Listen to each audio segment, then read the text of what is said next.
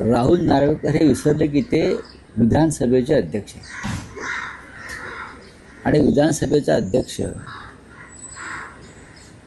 असे संकेत आहेत, नियम, संविधान, ते कायद्याचे अभ्यासक आहेत, की त्याने शक्यतो अशा राजकीय कार्यक्रमात सहभागी व्हायचं नसते, ते निष्पक्ष असतात. पण मी पाहिलं की ते आपल्या गळ्यामध्ये कमळाबाईचं उपकरण टाकून त्यांच्या घरातल्या उमेदवारांचे अर्ज भरायला गेले.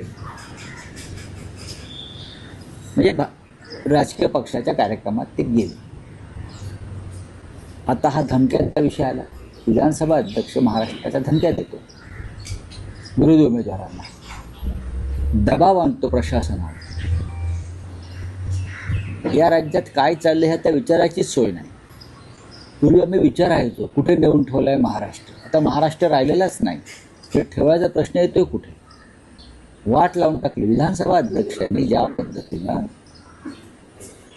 4 दिवसापासून पाहतो की ज्या पद्धतीनं राजकारणामध्ये सक्रिय झालेले आहे, यापूर्वी असं मी कधी पाहिलं नव्हतं. आमचे मनोहर जोशी लोकसभेचे अध्यक्ष होते, पण ते शिवसेनेच्या व्यासपीठावर त्यानंतर उपस्थित राहिले नाही, कारण त्यांच्यावरती संविधानिक बंधनं होती.